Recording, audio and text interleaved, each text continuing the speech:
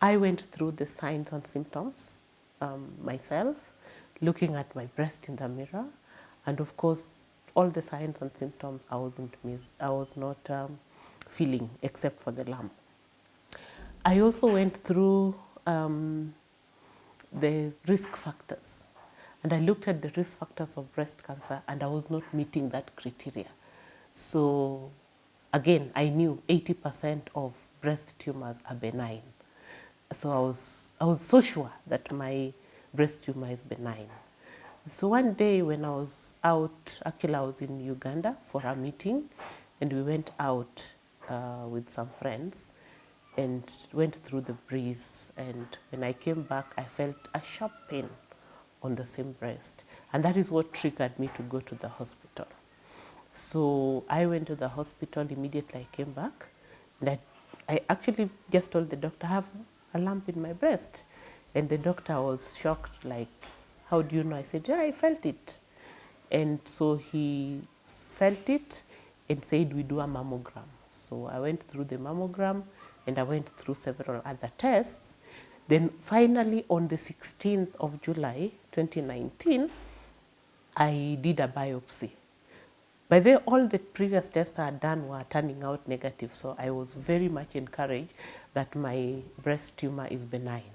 So on the 16th of July, I did they call it core biopsy, and therefore on the next day, on the 17th, I went back for my results.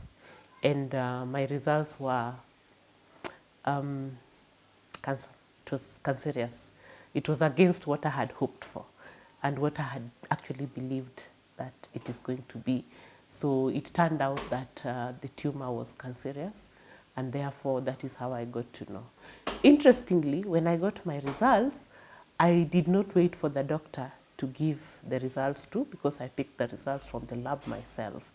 I opened the envelope, I read through, flipped through, and I went straight to the last page that says final diagnosis. And the final diagnosis said invasive ductal carcinoma grade 3. Grade 3 means that it was in stage 3 according to them, but we still needed to do other tests to do the staging for the breast cancer to understand where exactly it had reached. The interesting thing is that even my doctor was very hopeful that it was benign because there was no any other signs. Actually, it is after the biopsy that my nipple started inverting, my breast started growing much bigger, and I got worried about it. But before then, there was no need to worry. The tumor was just in there and wasn't causing any much worry. In fact, at times I could forget that I have a tumor in my breast and we could move on. I took 2 weeks to do the diagnostics. So those 2 weeks were very agonizing. And I read so much about cancer because I was facing a possibility of a cancer diagnosis. What made it also very difficult for me, this was around the period that Bob Collymore had just died, and the MP for Kibera, Honorable Koth, had just died, and Honorable Joyce Laboso died, I think, a few days before my diagnosis. So it was a very hard time for me because everywhere you turned, people are talking about cancer, whether it is the media, whether it is the office, because it was, those prominent people had just died, and so cancer was such a big issue and a big deal, looking at it that those big personalities had succumbed to cancer. So for those 2 weeks, I did a lot of reading around cancer and cancer diagnosis and the staging and the process of treatment and all that. So when I found out that it was grade 3, the first thing I actually turned to was to check the survival rate for grade 3 type of cancer, because I was facing death, and actually people had died of cancer around me. So immediately I looked at that, and the information I could get was that it was in the US, that the survival rate was around 87%, And I was like, okay, could I be in the 87% who survive? And my mind was also telling me that, okay, for the tumor, I was in the 20% that their tumor gets to be cancerous. So what would make me be in the 87%? So a lot of things and a lot of issues ran through my mind. I actually went into the ladies in the hospital, cried myself out. And my husband didn't know what to tell me because I'd gone into the hospital with him and I could see he's also struggling to stay strong on my behalf. And of course, I just cried myself out and washed my face. And then I came back and we waited for the doctor. And so when the doctor arrived, I just handed over the envelope. And of course, he assumed I had not read it. So he opened it, he read it, and he told me, sorry that I'm a bearer of bad news. Your tumor is cancerous. And I just looked at him blank. And he wondered what was wrong with me. Because I was just looking blank and he had given me some bad piece of news. He did not know that I had read and I had gone through my emotions. And of course, what now I was going through was, in my mind, I was going through wondering what will happen to my children. And that was such a big deal. The doctor I was seeing was a breast surgeon. So he was looking at it from the surgical perspective and really wanted us to move very direct into doing surgery to remove the breast that has a tumor. And he said that the process of treatment is that we do the surgery to remove the breast, and then we move into doing the chemotherapy and possibly radiotherapy. So I asked him, so when do we need to do this and how do we go about it? And he said, in the next 2 weeks, you need to make up your mind, and so we can do the surgery. And then after the surgery, I will hand you over to the oncologist to do the chemotherapy. So I asked him, so how do I get to see the oncologist? And he said, I will get you someone. And that is how he lost me. Because even for me to go to him, I had called several other people, including other doctors, to recommend. And I had more than 3 recommendations. And so I looked them up and decided I am going to this particular doctor. So I was not going to take it that he will tell me who the oncologist that I'm going to see is going to be. So as I left the hospital that day, I knew that doctor was seeing me for the last time. Because I am one person who has grown to believe that I make choices. I don't need somebody to just tell me this is. I've always believed there are options. So I have to look at the option and pick what is best for me. So I knew he had lost me, but we agreed that in 2 weeks' time, I'll get back to him so that we can schedule surgery. So my main worry was I needed to make a decision in 2 weeks' time because the doctor had mentioned a 2-week period where things can get worse because he says that the cancer cells multiply very fast. So now that I was in stage 3, chances that I would move to stage 4 were very high, and stage 4 is now very difficult to manage. Started making calls. As usual, at that point, I turned to my husband because he always knows what to do when I don't know what to do. So he made quite some calls, and we decided to meet some of the doctors to see what options do we have. So we met a very good friend of ours, a doctor by profession, and somebody who's been a friend since we were very young. And we had a discussion.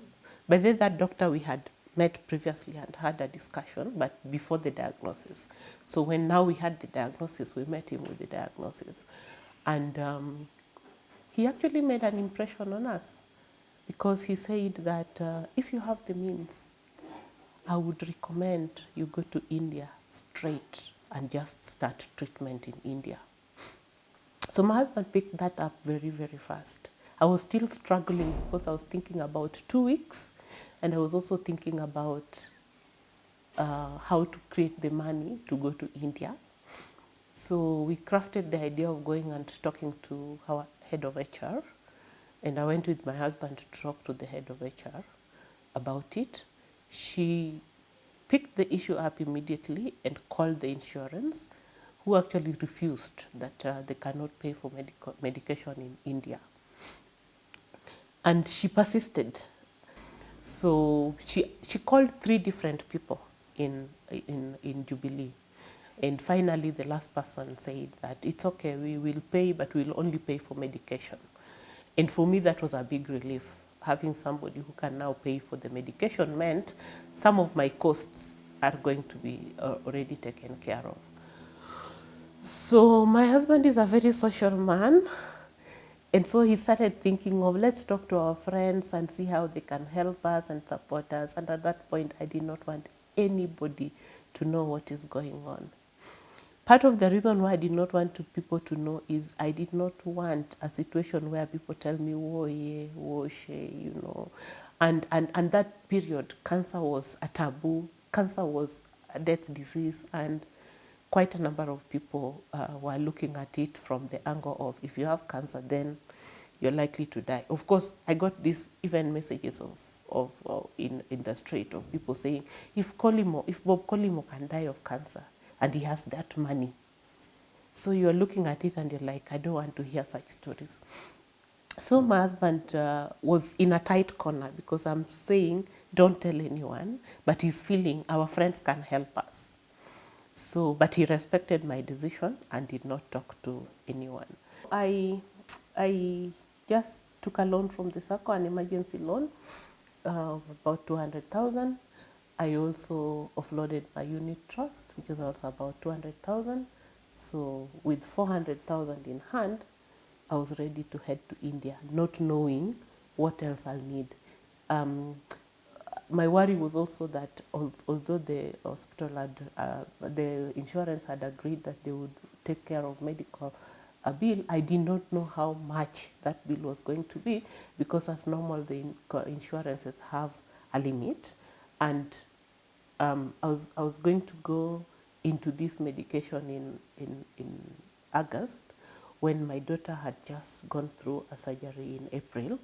So we had used quite some amount of that medical insurance during the April surgery, and therefore cash was very tight on us. But I was very keen not to have many people get to know about this diagnosis. I was keen because I had a child in class 8, and I did not want to disturb his concentration in doing his exam, because he's one of the brightest boys that I have. I knew he would, if he hears that the mother has cancer, he would immediately see the death that I saw. And I didn't want that to disturb his concentration in school. And so I decided to just keep it to myself. So with the 400,000 in hand, I was ready to go.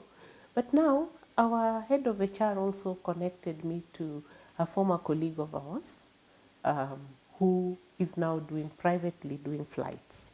So we called him, and he actually agreed to give me 2 tickets, and I was going to pay him for 3 months, a little every month, which actually meant that I was getting to India with my 400,000 intact.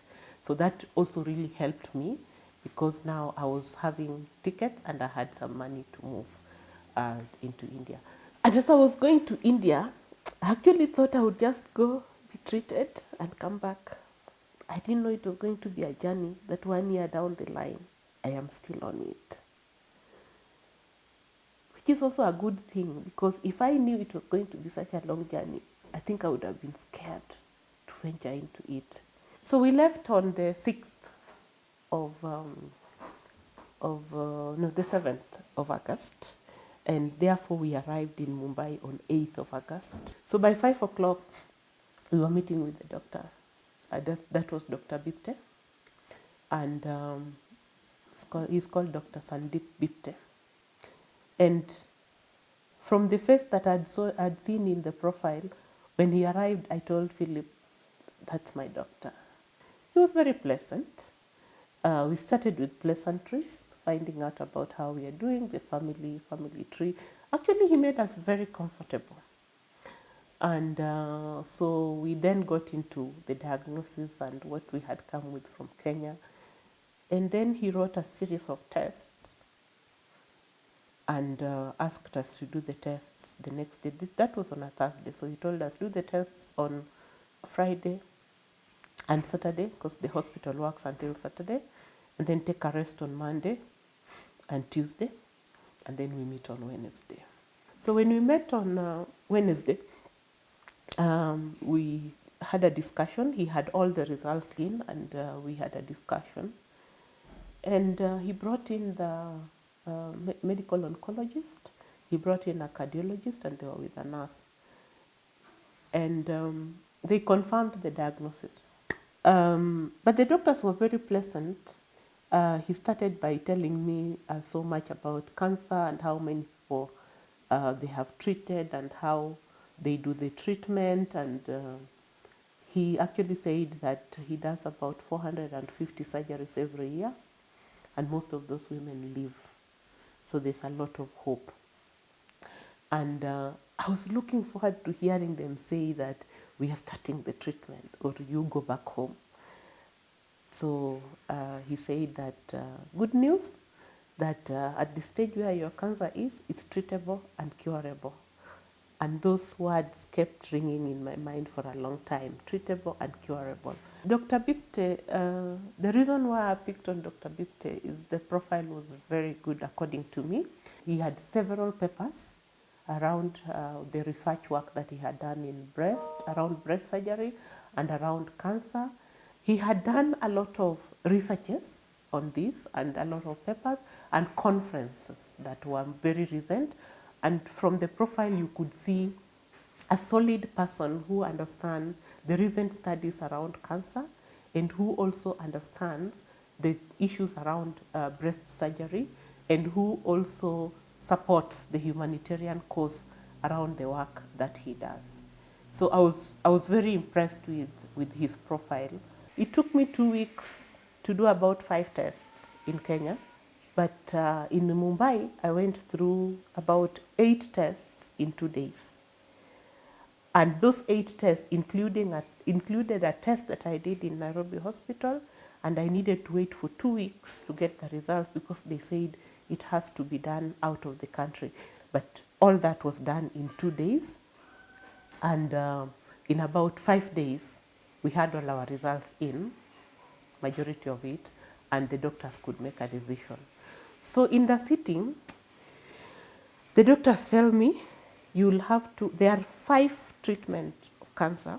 Of course, I had read about them, but now they were explaining to me that in any cancer treatment, there are 5.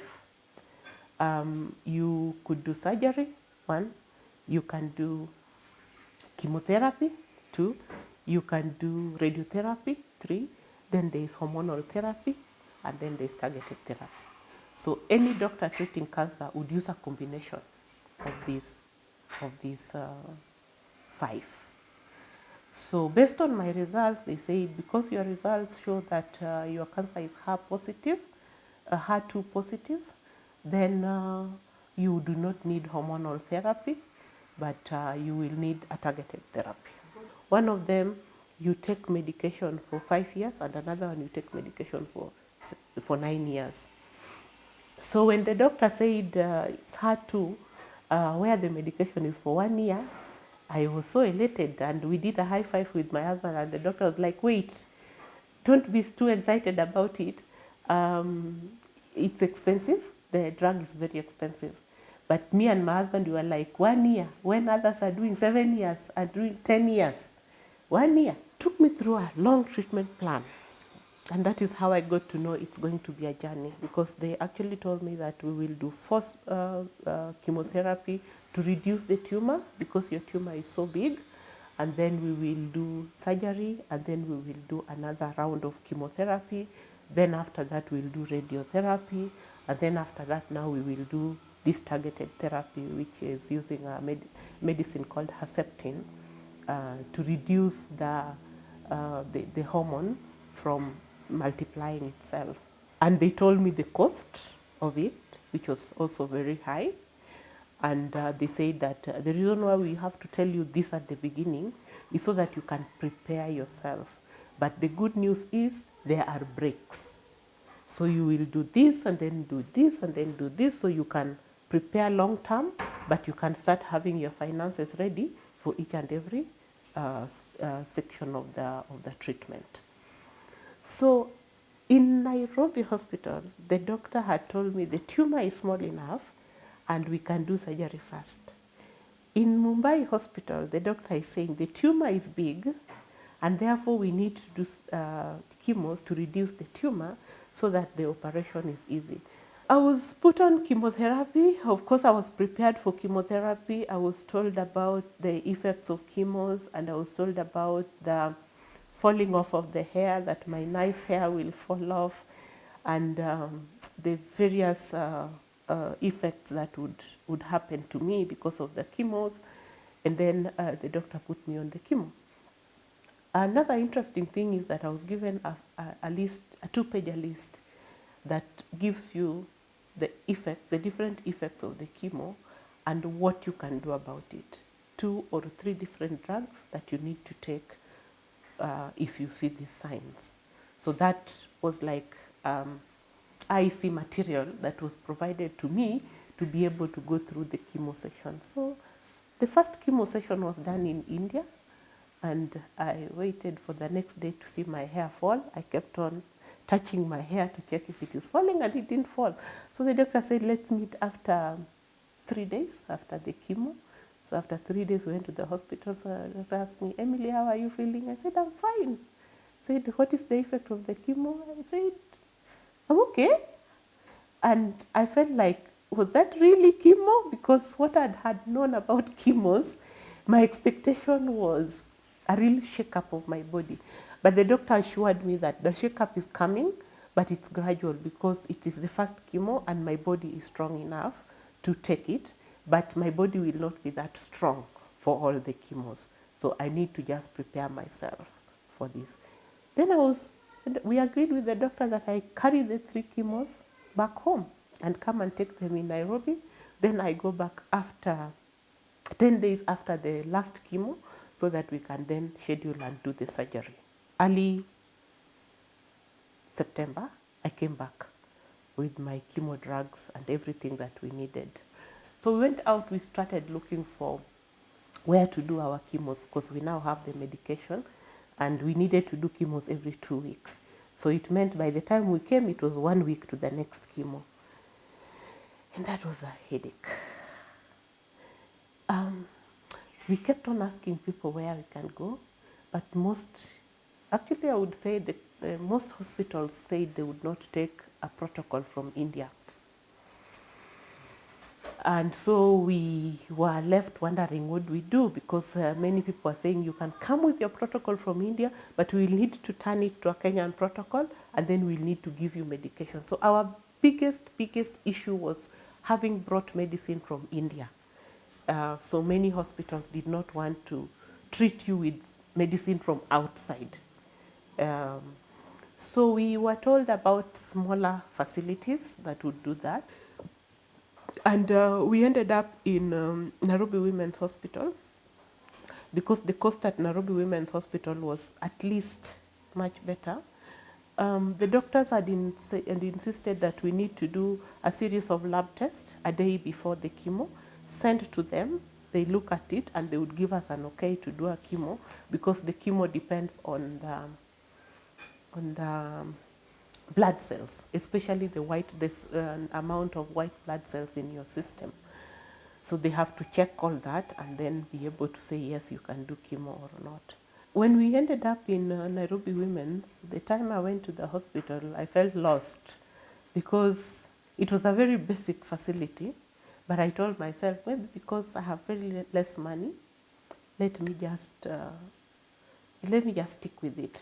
But the doctor was very pleasant at Nairobi Women's, and we did 3 chemos in Nairobi Women's Hospital every 2 weeks. In this particular process, one of the biggest costs was the tests, because we were doing tests of about 9,000. The other big cost was the doctor's fee. Unless you have side effects, there is no need for a doctor. And I felt that having your own medication is also, how do you call it, punitive. You know, people punish you for carrying medicine.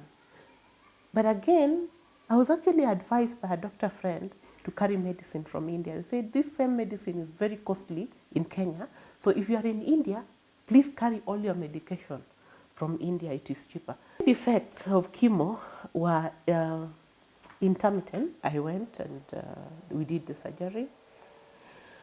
And actually, I arrived on a Wednesday. We met with the doctor, because the doctor comes in on Wednesdays and Fridays in that particular hospital, and we scheduled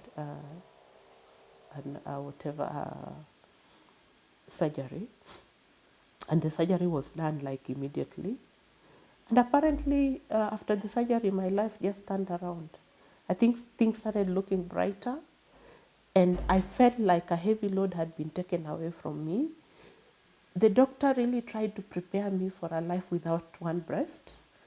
And for many sessions, he did a lot of counseling, because he told me that women feel like they've lost themselves when they have lost a breast. My husband really tried to do a lot of counseling for me, but apparently I've never felt less of a woman with one breast. But I felt a relief when the surgery was done. I felt the diseased breast is out. You know, I felt like, so when I read the report from the surgery, and the doctor had said in the report it had been written that they had removed the whole tumor, I felt a lot of relief. And I think with that relief, my life just turned around. Of course, I was told that was because of the chemos and all that. So I'd wasted, I'd turned black, I was looking very sick. But apparently, there was a lot of hope that came with that particular surgery. And this hope was because since I got the diagnosis that I had, the breast had cancer, I was living every day looking at my breast and feeling the cancer inside my body. And that is the time I realized that breasts are very important. You know, I've had breasts for a long time, but I've never bothered about them. I was admitted the day before the surgery, and then after the surgery, 2 days, and then we were released to go home. So you were in your apartment and coming to the hospital for dressing. So what amazed me in this whole process is that the dressing every 3 days was being done by the doctor himself. Not the nurse, not any other person, not even another doctor. It was Dr. Victor himself, and he made sure that all this coincided with the times when he was in the hospital to dress himself. So one day, actually, the first day, I was surprised, and I asked him, because I knew I was going back for dressing, and I asked him, why are you doing this yourself? I mean, in my country, the doctor would long be gone after surgery, and it is the nurses who do these dressings and all that. And he told me, and which I also believe in, he told me that, you know, I am the one who did the surgery. I need to see how it is healing, so that if in case there's any problem, I'm seeing it firsthand. Nobody is telling me there's a problem with the scar. And then he told me, besides that, it is very therapeutic when I see it and I tell you it is fine, because you will feel the doctor has said it is fine. So it is healing again for you to come, and I look at it myself, and as a doctor, I'm telling you it is fine, it is getting better. I felt my doctors in India are treating me as a person first, then I am their patient. Because this is the doctor who would give you his personal line and would pick your phone. If he's not able to pick your phone, he would call you back. If you send a WhatsApp message, they will respond, whether I'm in India or I'm in Kenya. So after 2 weeks, every 3 days, dressing from the doctor, He gave me a clean bill of health and said, now this is healed, you're okay. Now I'm taking you back to Dr. Tejinda for the next round of chemo. Of course, I'd been given a treatment plan, so I knew after surgery we would do another round of chemo. So when I get to Dr. Tejinda's office, a very lovely old man who is very, very religious, keeps reminding you need to pray, and keeps reminding you that his role is to treat, but it's only God who heals. And it is your faith in God that will heal you. So we go to Dr. Tejinda, and he looks at the reports from the surgical doctor, and of course the report from the previous chemotherapy. And of course he asks us for the report of the assessment, the biopsy reports. He reviews it. And then he tells us that, Emily, I am going to put you in chemo again. I said, yes, you told me you're going to put me on chemo again. As much as I'm afraid of chemos based on my previous experience, I just have to take it. Then he starts writing, and then he tells me, I will write for you 12 chemos weekly. I was dead.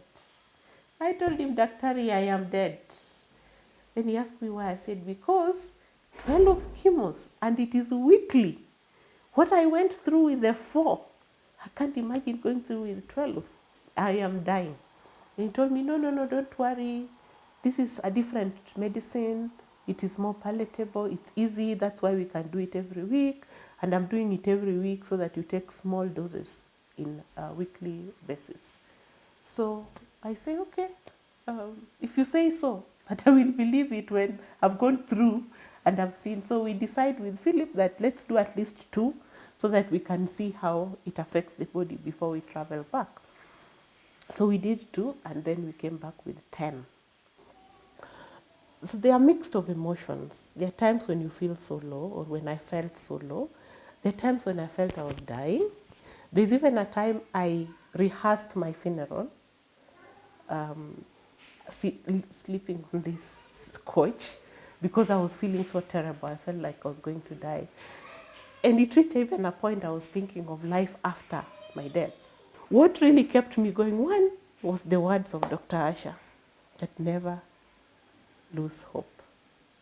Throughout that journey, or throughout this journey, never lose hope. And I had different songs for different periods of time. Because at the time of my diagnosis, my song most of the time was, pass me not, O gracious Savior, hear my humble cry. And while I'm on it, I kept on singing that song in English, in Swahili, in Luo, and all the other songs that go with pass me not, please. God, as you bless others, bless me. And then I got into chemo, and chemo interrupted my body system so much. And at that point, my song was One Day at a Time, Sweet Jesus. Just help me to live one day at a time. And actually, at that point in my life, I was living one day at a time. Because with chemo, today you are up, tomorrow you are so down, the next day you are dying, and another day, the next day you are fine. See? So you are living one day at a time. And that was my song throughout, because I think songs really minister to me. So anytime I was feeling low, I would put it on YouTube, listen to that song. Of course, there are other low songs that I would listen to, but that was the song that was encouraging me all the time, that I was living one day at a time. The song I was singing was, Great is thy faithfulness, Lord, unto me. Everything that I've ever wanted, your hands have provided. Because I could see the hand of God in everything that happened to me. And currently, my song is Miracle Worker. You are a miracle worker, yeah? That is the song that I'm currently singing most of the time, because he's worked miracles in my life. Waymaker, promise keeper, and light in the darkness. Yes, so that is my current song. So at different stages in my life, I have niched around a song that ministers to me in terms of what was happening in my life at that particular point.